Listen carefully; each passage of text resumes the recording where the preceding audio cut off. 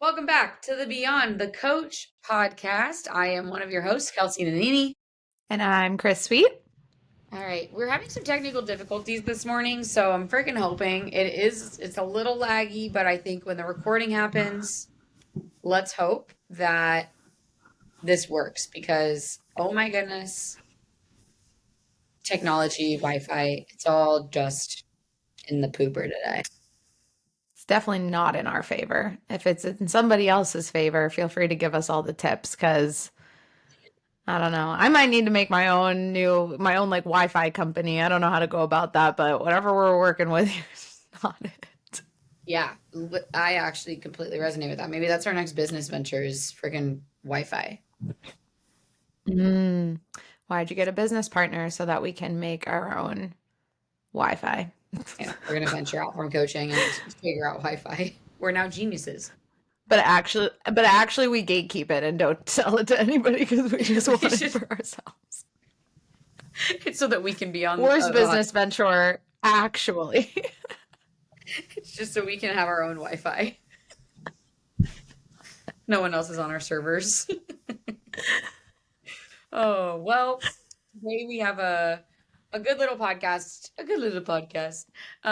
We are going to just chat about Krys's journey and how she got to where she is today through not just like a business, but also in fitness and just like how everything kind of played into each other and brought you to, well, this podcast today. So, Krys, if you want to just start off, like, talk to us about how, like, the journey. Let's just, take it through. If I have questions along the way, I'll pop in, but start from the top. I was gonna say you definitely will need to keep me on track because when I'm talking about things like this, I can go in 12,000 different directions at once. Um, but it's something I'm passionate about, so that's not a bad thing. But we'll just roll right in. So, um, I did not, if you had told me, 18-year-old me, that I would be literally sitting in this chair in the state of Massachusetts with a business partner with a healthy relationship with food, I would have been like, you're crazy. There's no way that that's happening. But that was just life at the time. So going back to just my background, how I grew up, where I grew up in central Massachusetts, in a town called Fitchburg. It's kind of the ghetto. That's why I left. But super small town. Everybody knows everyone. And in living there, I was an athlete. So I played soccer, basketball. Those were my two main sports. But I was always the kid who did everything. Like I tried figure skating, I tried karate, I tried field hockey. I was just the kid that got thrown into all of it. And so it landed where soccer and basketball were just like my two biggest passions and loves. And I just really enjoyed it. And so that was my whole life was growing up playing sports. Anybody who has played sports, it really is your whole life. You go to school, you go to practice, you have games on the weekends, you live, eat, breathe your sport, especially when it's in season. And everything was great to what I thought was great. And then reaching high school was when I experienced my ACL, MCL, meniscus tear that had happened. And I was playing soccer. I went in for a goal and hyperextended my entire knee and ACL, MCL, meniscus gone. And Kelsey, before you ask, no, I didn't score the goal. Okay. The goal didn't even make it into the net. So it wasn't even worth the fact that I tore my entire knee. And everybody asked that. They're like, but did you make the goal? I'm like, no, I didn't. So stop making it worse on the fact that I This is your basically story. had a career ending injury. Okay. It was terrible. Um, and what's funny enough is my mom was so like, my mom coached me basically my whole life to some degree. Like I was obviously on some teams, because I would play like summer leagues. I would do off-season leagues as well. And my mom was the coach in some of them and sometimes not, but she was always on the sidelines. Like if there was anything I love my mom for, it's that like she was at every game, every practice, everything, just like rooting for me and like really wanting obviously me to be successful in playing sports. But the day that I tore my ACL, MCL, meniscus in that game, my mom, of course, like ran up and, like basketball players, soccer players, we get a bad rep for being a little dramatic. Okay. Like you get a little knocked over, you dramatically fall, you lay on the ground. You're kind of like trained to do that to, get penalties on the other team. That's your hope to be able to really jeopardize the other team versus yourself. Um, Unfortunately, I was jeopardized in this situation, and my mom ran over to me and was literally telling me to get up. She's like, "Get up, you're fine. Like everything's fine." And I'm literally like, "I can't walk." I don't really remember the full moment and sensation, obviously, in that moment, but I think it was a little bit of adrenaline and a little bit of fear that, like, I had rolled ankles, I have broken ankles, fractured ankles, my ankles and I, like, we were always in boots and wrapping those things up like super tight.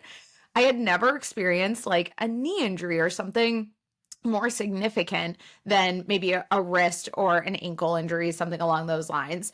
And so of course she was so used to me being dramatic and falling and flailing and limping a little bit and then I'd be fine, but I legitimately couldn't stand up and she was like, "You're fine, just get up."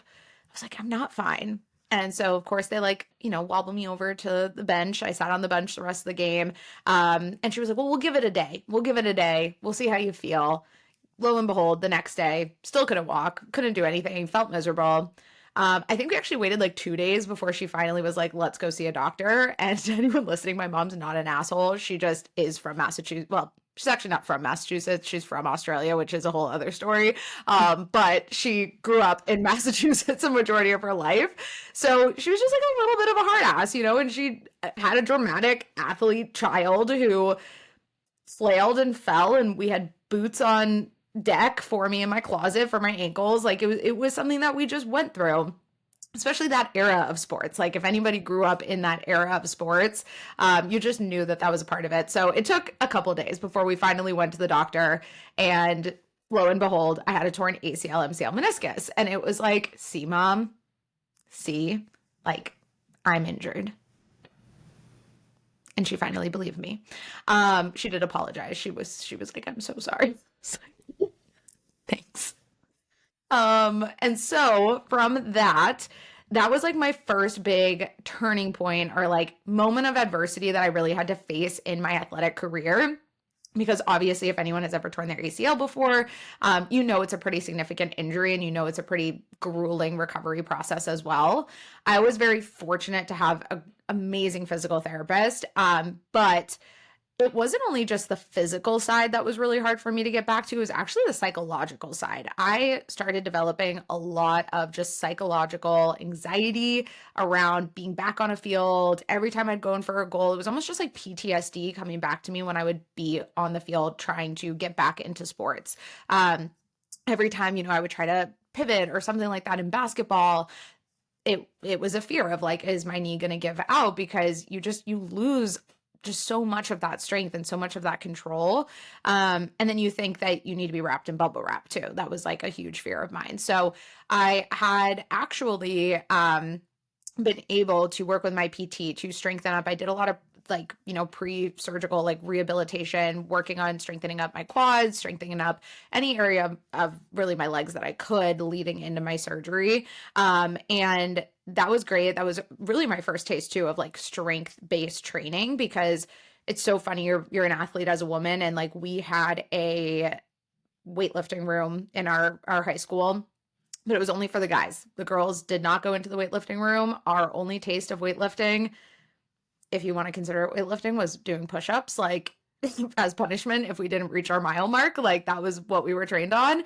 So it was my first time getting a taste of what strengthening really looked like, because everything before was just built on the foundation of me being an athlete and cardio and running and doing the exercises that they had us do on the field, and a lot less of like using machines. So in that process, that is also when I started experiencing body changes for the first time as a teenager, when you go from literally working out 7 days a week, and I could have eaten McDonald's and milkshakes. Like after almost every practice, I swear we would get McDonald's because I was not raised in a household that did homemade meals. Like that was just not what we were raised in. We were raised in convenience where it was like frozen foods, convenience foods, takeout. And I went from being able to eat a McDonald's burger every single day after practice without gaining an ounce of weight, obviously, to suddenly my body making a lot of changes and putting on weight, feeling weaker, and just not feeling like the athlete that I was before. But there was no support. There's no support for athletes when it comes to even the nutrition side of things or to understand those changes. And I think going back, I wish that there was support for young athletes. And it doesn't even have to be that you're like a D1 athlete or anything like that. I just think that athletes, young athletes, especially women, need more of that support because we aren't given any guidance other than, oh, you just burn calories and you can eat whatever food you want. Um, so I got my surgery, experienced changes through that with my body, definitely put on some weight. Wasn't feeling my most confident self, did my rehabilitation, tried to get back into soccer, get back into basketball.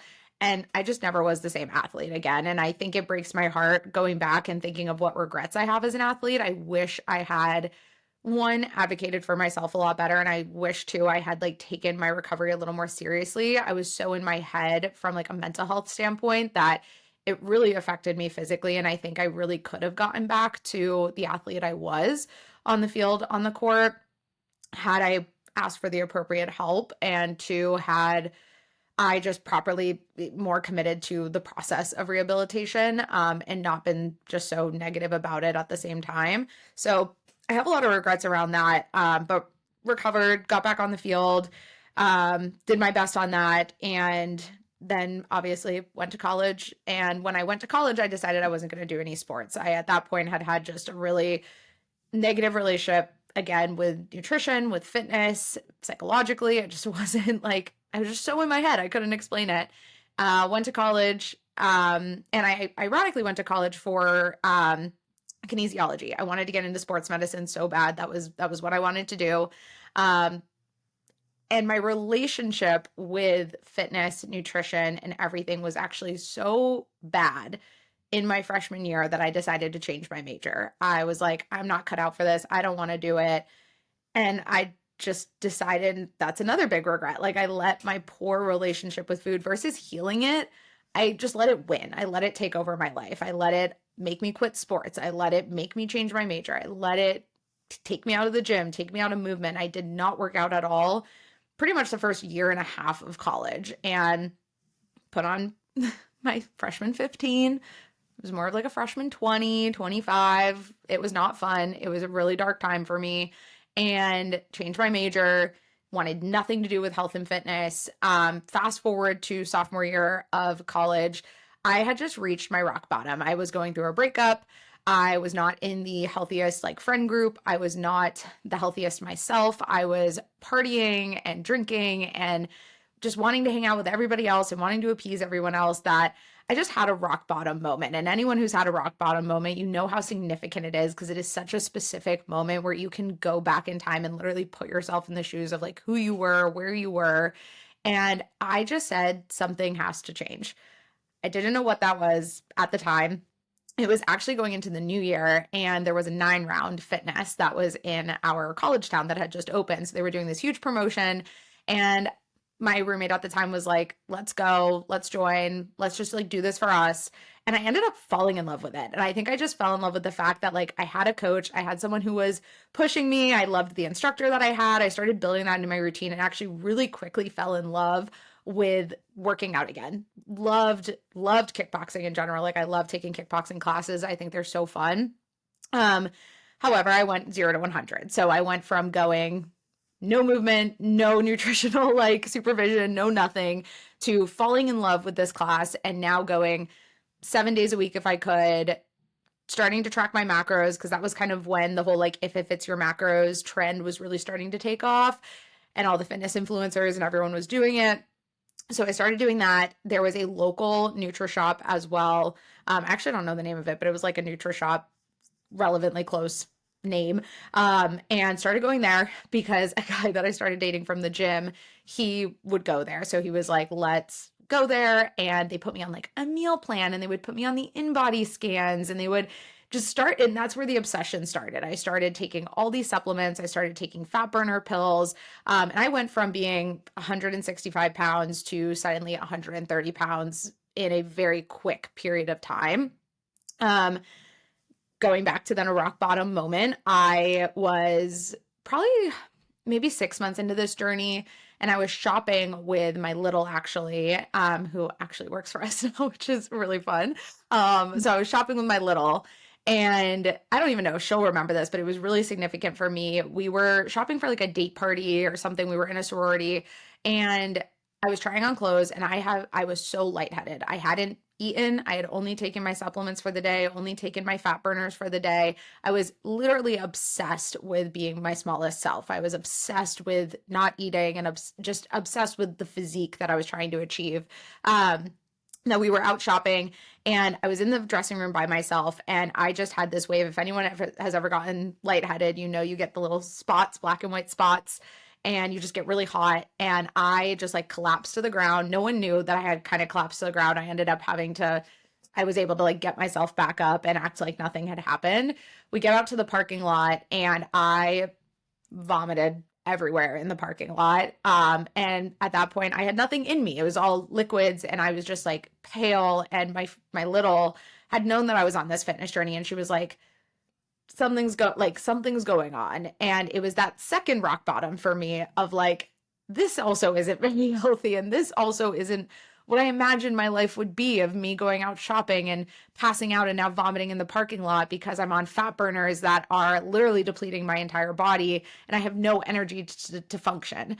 And so that then started my healing journey for me. And I started going to therapy, started really working on my relationship with food. I was really working through some like not great relationship stuff at the time, friend changes at the time. I had definitely gone through the experience of like going from one friend group where I was drinking and doing all of that stuff, to suddenly like not seeing friends. And I was suddenly the boring person, or like the person who didn't want to go out.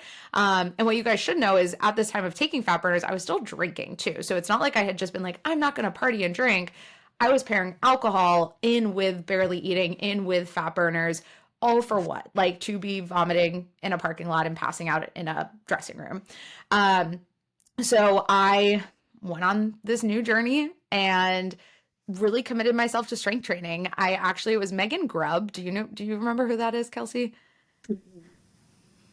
No. No, she's a fitness influencer. She had actually been releasing at the time like PDF guides before apps even existed that you could go on an app. She had released PDF guides. So I had decided, I'm like, you know what, I'm gonna stop doing this thing that I'm doing, which was led by like the person I was dating, was led by like a NutriShop meal plan, was led by just my lack of knowledge like around health and fitness. And I was like, I'm gonna buy one of these plans. And it actually ended up being one of the best things I did. So I bought a plan, and the plan had no cardio. The plan had no nothing. It was all strength training. And I was like, whoa, this is crazy. Like, what do you mean I don't need to step on a elliptical for 45 minutes a day? And just fell in love with strength training. Like that was truly just what lit me up. I just loved it. I remember being so intimidated of the weight room, and suddenly I could go in and like have a plan and know what to do, and just have an idea of it. And know what to do was probably me loosely saying that, because I still didn't really know what to do. I didn't know the perfect form. I didn't know the right weights to use. Any of that. It was really messy action, but that again catapulted me into healing my relationship with food and really focusing on my relationship in the gym. And all of it just kind of blends together from there. Like at that very moment, that's just when I started like being more committed to the gym, being more committed to my health more than it was about size.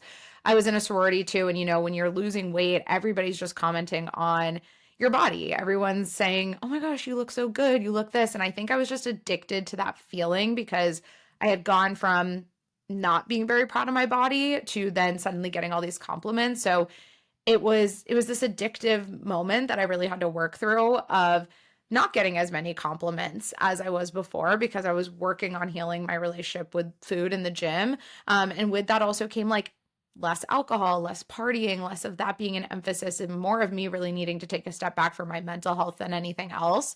And just recognizing that this didn't really have a purpose in my life.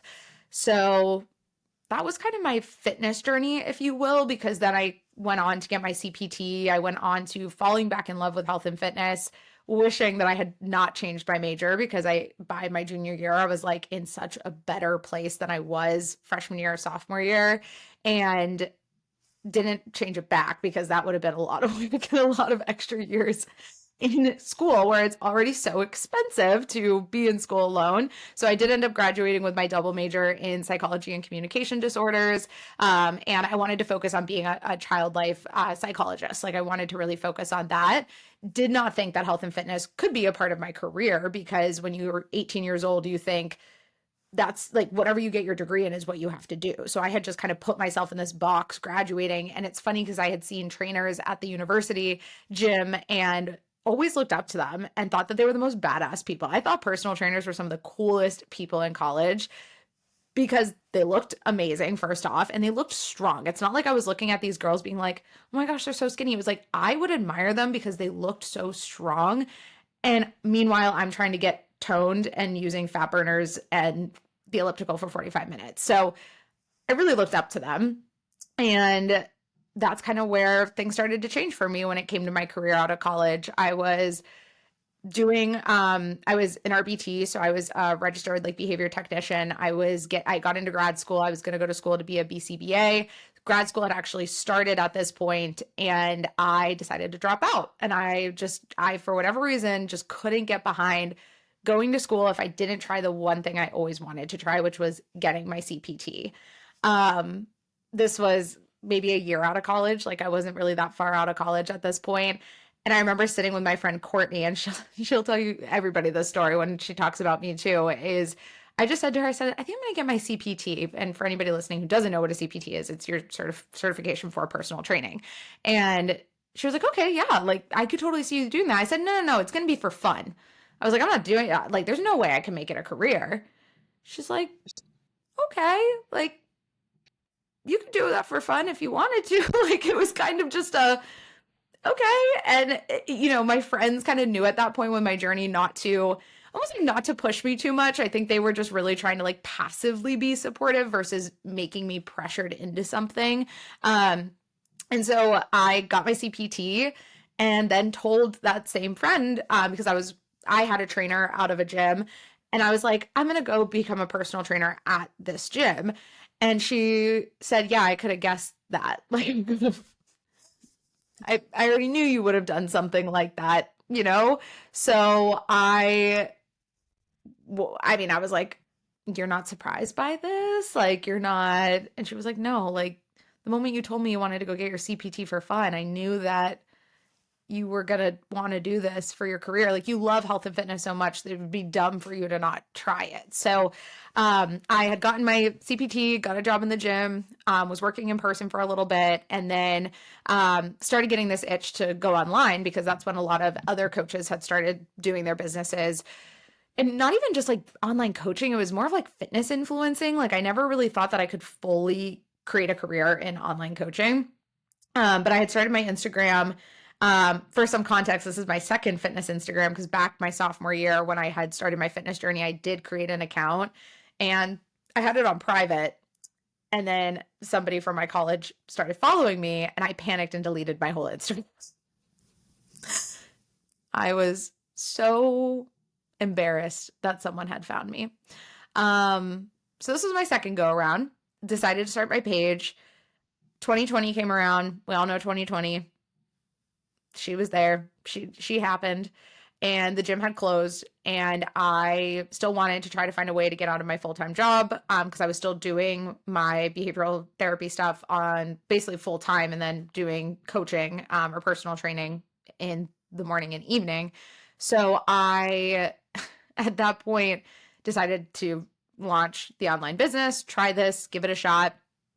Very thankfully was able to actually leave my job pretty quickly within a few months because also at the time I was like, if I can just get 10 clients paying $300, I'll be happy. So it actually happened pretty quick, which I'm thankful for because I also think gyms had closed. People had no idea how to work on their health and fitness. So it was very attractive to them. And also, like, what coaching looked like back in 2020 for me is so different than what it looks like now when it comes to my offer and what I was doing. But I did it. And I remember texting my friend right before I decided to start my own business or go full time. I texted my best friend, Hannah, and I was like, I'm thinking of doing this. And, you know, I'm just thinking of doing it. I'm thinking of starting my business. I'm thinking of starting an Instagram, like for my business, all these things. And she was like, yeah, you totally should. And she's another person that to this day will reference that, where she's like, remember how scared you were to tell me that you were starting a business or starting an Instagram? And I remember telling her, I'm just so afraid of people judging. I'm so afraid of this. And if there's anything about my friend Hannah, it's that she doesn't give a fuck, like, who's judging or what anybody says. So I had the support that I needed from my friends more than anything, and from the people who really mattered. I didn't need the masses to support me. I just needed to know that my best friends, my partner, my mom, like, that those people had kind of had my back in the process of it. Um, when I also started my business, though, I definitely did get some pushback. So for anybody listening who maybe has had pushback from their parents, one of my own parents, said that I was going to waste my college degree. They were not the happiest as far as my decision to start a business.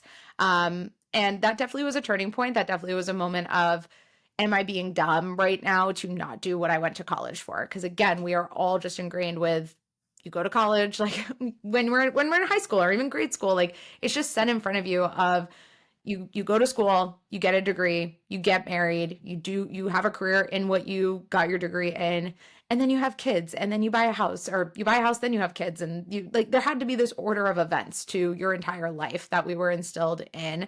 And for kind of the first time, I was like, I don't feel like I fit that mold. I felt so different. And I think I always felt a little different growing up too, because I was always the overachiever, if you will. I always had these ideas. I always had these things going on. I was the person who wanted to make lemonade stands and then, like, donate money to certain organizations. I always wanted to do stuff that other kids just weren't doing. And it kind of all started making sense when I got older and felt this push of just, I don't want to fit the mold anymore, and I don't think the mold makes sense for me because I wasn't happy, nor was I even making enough money in the mold. Like, getting out of college, your first job, like, you're not making enough money to even pay your student loans. It's really hard coming out of college. So I had the support that I needed. I had the pushback that I had to navigate, of course, but it wasn't things that I was really concerned about. Um, and from there, things honestly catapulted. My first business was called Krys Sweet Fitness. It was super basic and simple. I coached anyone that breathed. It was just, and I was figuring it out. I had no idea what online coaching looked like. No one is teaching you what online coaching looks like as far as, like, client delivery and exactly what Kelsey and I do now. But I did hire my first business mentor at the end of 2020. It was December 2020. I was on my own independently. Because I had quit my full-time job in, like, April, which was really quick. So it was like January 2020, decided to go more all in. I know COVID happened closer to March, like February was when it started teasing itself a little bit.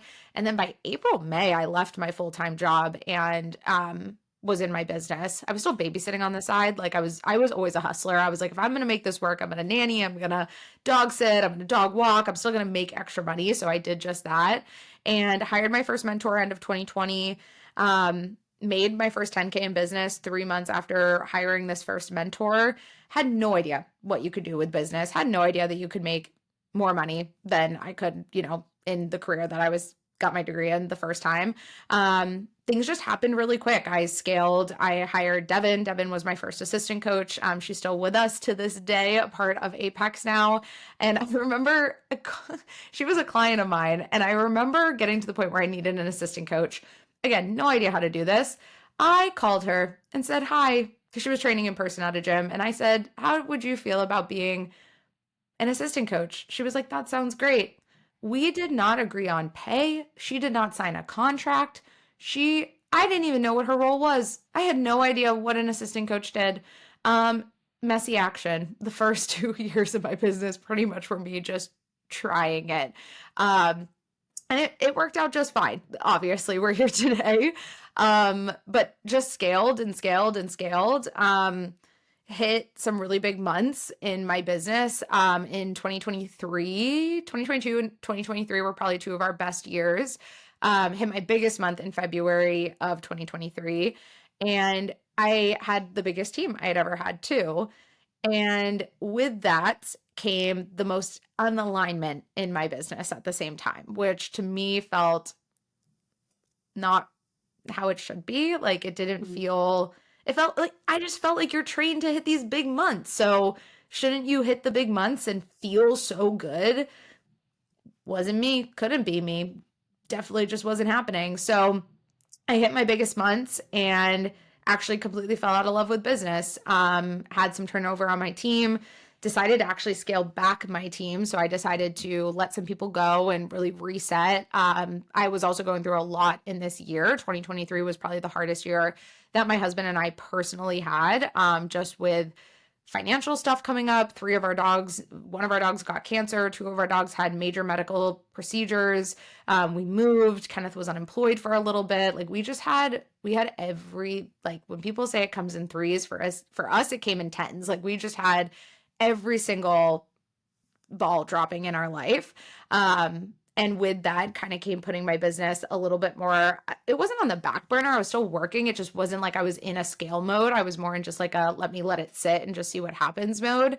And I can sit back and I can regret how I went about that. But I think at the same time, it happened perfectly how it was supposed to. Because had I not experienced that, I don't think I'd be sitting here today on this podcast, and making the decisions that I have now in my business. Um, so 2024 was a little bit of like a rebound year for me, like mentally, to just get back into a flow with my personal life. Simultaneously, my personal health was not really doing the best because I was dealing with some chronic back pain that started at the end of 2022 and it just like progressively got worse. So 2024 was really consumed by not personal life problems, but now personal health and having procedures and pain, and anybody who's been in chronic pain, which we plan to do an episode specifically on like pain journeys and being injured as coaches, even, and how you just have such an identity shift. I was just having a really hard time connecting with my ideal client, my ideal audience, because I was injured and I wasn't in the gym. But I always wanted to coach entrepreneurs. I always wanted to coach coaches. I always wanted to lean into that. And I think being injured almost allowed me to lean a little bit more into that era that I wanted. And now here we are in 2025 where I now have a business partner and we now have Apex and we now have amazing offers and all these things that I didn't know were even possible back in 2023 when I was at the rock bottom yet again of my personal life. And I think with all of this, as I'm telling this story, and I know I've just been like going on and on and on, but I think it all flows together of just the true resilience sometimes that it takes to like build up a business and to maintain a business too, because it's the same with someone like, goes on vacation and they're like, oh, I'm so off track. And they're just like, screw it. Now what's the point? Because like I'm off track. I'm just going to keep going. It's like, you can't have that mindset that people have in their like fitness journeys of what's the point? I had a bad meal, screw it. Or they spill. I love the analogies where people were all making those Instagrams and it's like they spill a little bit of their coffee. So they pour the whole thing on them. So I just think all in all, you can't give up all because you have one low month, one low this, one low that, or one weird feeling or whatever. And I'm excited for when we do Kelsey's journey because like for her business, she had done things a little differently than how I had done them, but also sometimes similar things that we had done too. But I at one point couldn't talk confidently on my fitness journey or on my business journey without feeling like I would be judged. Like I was feeling, all these things and this imposter syndrome of who am I to tell anyone to do XYZ if I'm going through this in my personal life. And I think I have every right to do it because I'm an educated coach and I'm also someone who's been through a lot. My fitness journey and my health was not handed to me. I did not have the perfect genetics. I did not have the perfect upbringing. I didn't have the financial, like my family, I grew up in a very middle class family. I did not have things to put me ahead. I was always working. Like it's been the product of my own hard work. And I think that's where I really pride myself.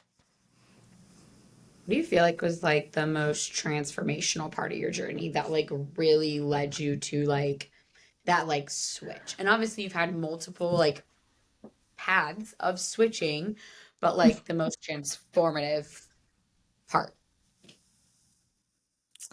I will talk about this in a as little detail as possible, but also I at this point have healed very much through the journey that I'm also an open book. Like I think I'm almost too open. Like I say it as how it is and I can roll things off the tongue.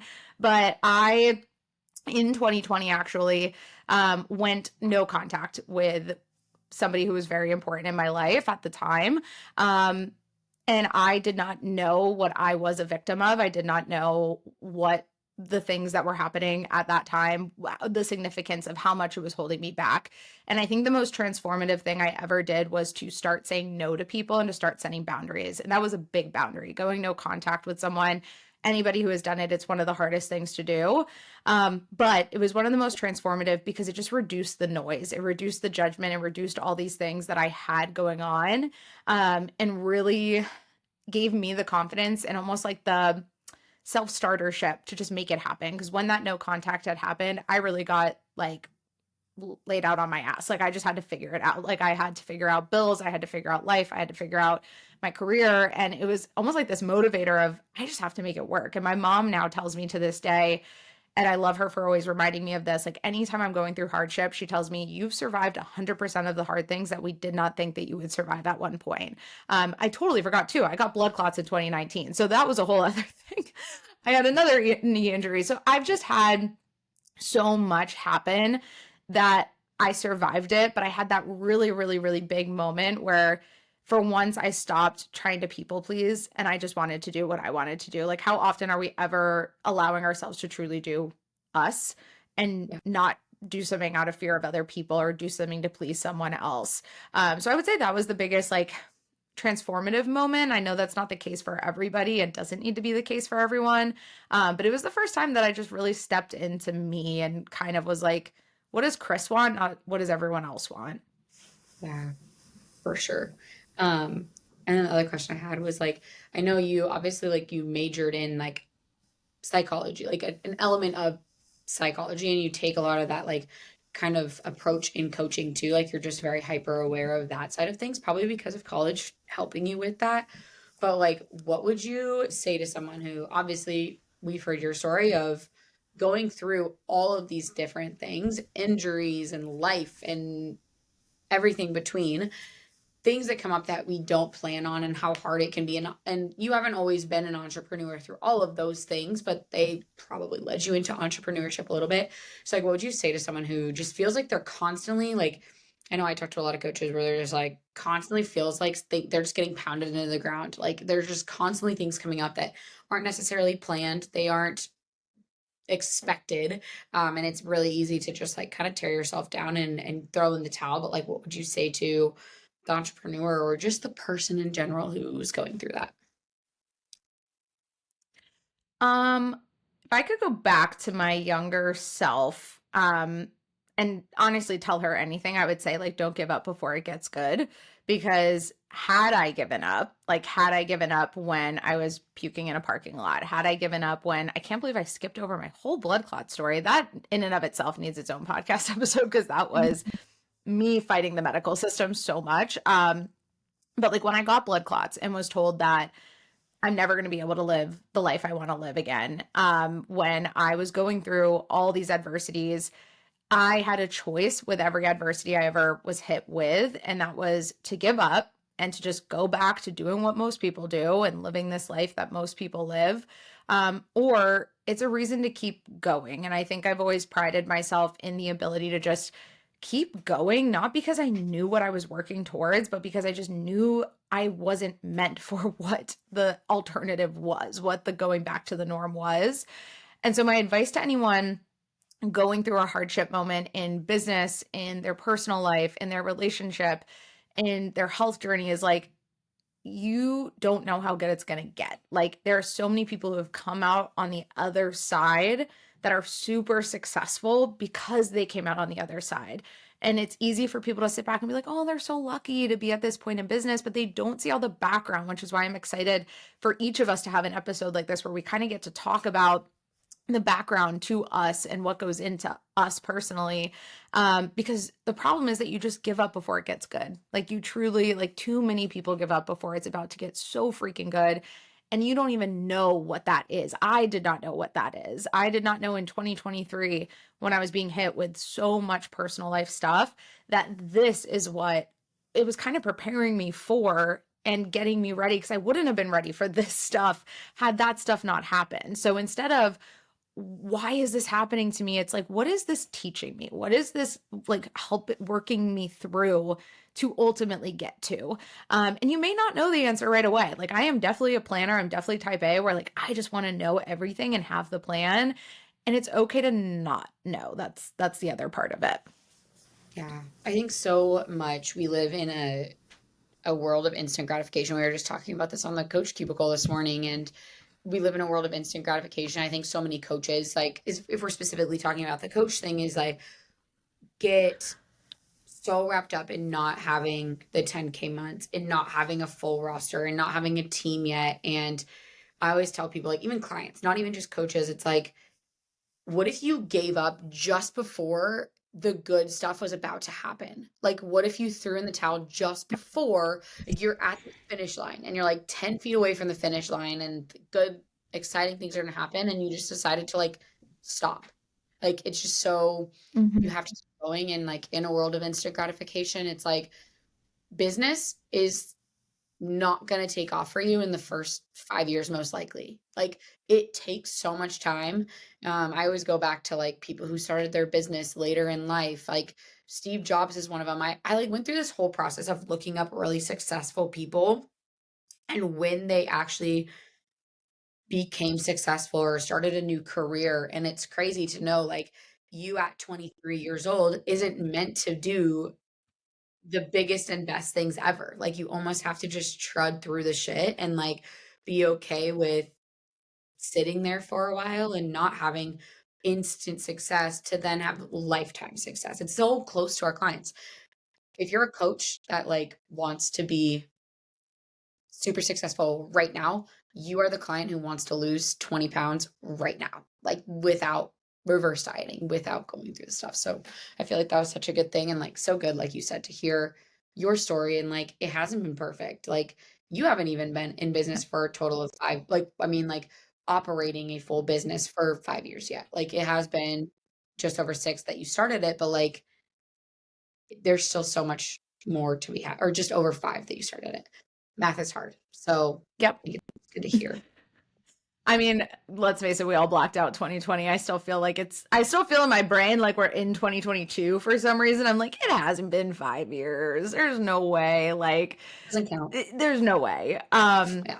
But I did want to add, because I did miss such a big part of my story, which is my blood clot story. And so just to kind of brief on that, in 2019, so actually in September of 2018, I got accepted into the Peace Corps. So if you were to ask me what my biggest, greatest accomplishment is, aside from starting a business, is getting into the Peace Corps, because it's one of the hardest, like most competitive programs to get into. And there's a lot of clearances and things that you need. So I was going to be moving to Africa for 2.5 years as of, I believe it was June or July of 2019 was when I was supposed to move. March of 2019, I decided to I volunteered for it to get a knee procedure done, another surgery done, which was my meniscus, because I was like, I'm not going to go to Africa and not have my knees be in a healthy place, because they had been giving me some problems. And I knew I'd be on my feet a lot. I got a position as an English teacher in Sierra Leone. And I got the procedure and got blood clots based on it from it. So I got DVTs, PEs all throughout the right side of my body. I got admitted into the ICU. I was in the ICU for a little bit. And that further just drew my attention to like how much of a privilege your health is. but my dream was stripped. So I had the dream of going to Africa. It was like literally what I had worked so hard for and done the interview process. I was medically discharged from the Peace Corps before I even got there, because they just couldn't support the fact that I had gotten blood clots. I needed to be on blood thinners. And that was before I knew I actually have a rare blood clot disorder. So I have a disorder that was found through this diagnosis. And the doctors told me that, you're never going to be able to do the normal stuff that you want to do because you have this chronic condition and this thing that will, can spark up in certain areas. I couldn't walk. I couldn't go to the bathroom by myself. I couldn't shower by myself. Sitting in the ICU was one of the most isolating periods of my life. Like people are in the room next to me coding. Like the ICU is where literally it's called the ICU for a reason. It's intense. Like it's meant for critical care. And I'm sitting in that bed and I'm like, I'm 22 years old in the ICU. Like, what is this life? Like, no one's explaining anything to you. And so without going into like too much detail of that, like all the nitty gritty of that experience, it was just another step back in my life of like getting the news. I remember sobbing in the hospital bed. I was in the ICU. I had to get heparin shots, or was it heparin or Lovenox? It was one of them. Every 12 hours, the nurse had to come in, give me these shots, which are so freaking painful. Meanwhile, I'm getting the news that, like, you're no longer going to Africa. I had gifts being given to me for Africa. I had, like, solar powered lamps being given. Like, I had all this stuff in Kenneth and I were living together at the time at his place. And I had it all. I was, like, ready to go to Africa. So to get this news, to be like, in hysterics in a hospital bed, a doctor coming in who has no emotion at all. Like they're not the best when it comes to like really helping you cope with bad news. They're like, "Oh, I'm so sorry." I felt like I was starting from ground zero. But again, going back to these moments where like I could have given up and I could have used it as an excuse to not take care of my health because if the doctors are telling me there's no point and there's a certain life I have to live, what's the point of me even trying? It also could have been something of like, well, what's the point of even having a dream again because it was stripped from me. And looking back, that all had to happen for a reason because the crazy thing is that COVID happened the following year, so a lot of Peace Corps volunteers actually ended up getting kind of stuck in their assignments and their places that they were at because the government couldn't get to them because the country had closed down. And looking back at it, I'm like, dang, my mental health would have really suffered if I was in Africa, the world's shutting down, no idea how to like get home at all. And I think everything truly happens for a reason. Like I can't say it enough. Like as shitty as that was, and I don't wish it upon anyone, I'm so happy it did happen to me. Like, I was on the verge of a stroke. The doctors were like, had you come in a day later, like you would have been coming in because you had a stroke, not because you're having this discomfort. It was so on the verge of everything. And my story is so unique. And I don't think I give myself enough credit for what my body went through at the time because I also tell myself, nobody wants to hear this story. Everyone's heard it before. Oh, the blood clot story. Like, you start putting these labels on you. But like, I can also just give a piece of advice of just be proud of your journey, like all the resilience that you have overcome. I don't give myself enough credit for the resilience I've had to overcome and to have to really tackle these moments in my life. But I found great therapists. I found great physical therapists. I found great care teams. I worked my ass off to find an oncologist who would work with me. Or well, it was a hematologist, but it was at an oncology center. So at 22, 23 years old, going into these cancer clinics with cancer patients in front of me, just trying to find answers, like I had to grow up a lot faster at 22, 23 years old to get where I am today. So again, just to say, like, you don't have to have it perfectly mapped out. I haven't had the perfect journey, the perfect genetics. I've had a lot stripped of me. Like, I'm not here to say, oh, woo is me, like victim mentality. I'm here to say, like, you can get through it too if you really want to. So good. Love that. Well, thank you for sharing. It was awesome. Of course. Is there anything else you I want to know. add? I feel like I could like talk about this stuff for hours. I'm like, everyone just hit me with the questions. Like, I'm here for it. You need to do like a live Q&A. I do. I do. Bring all the questions.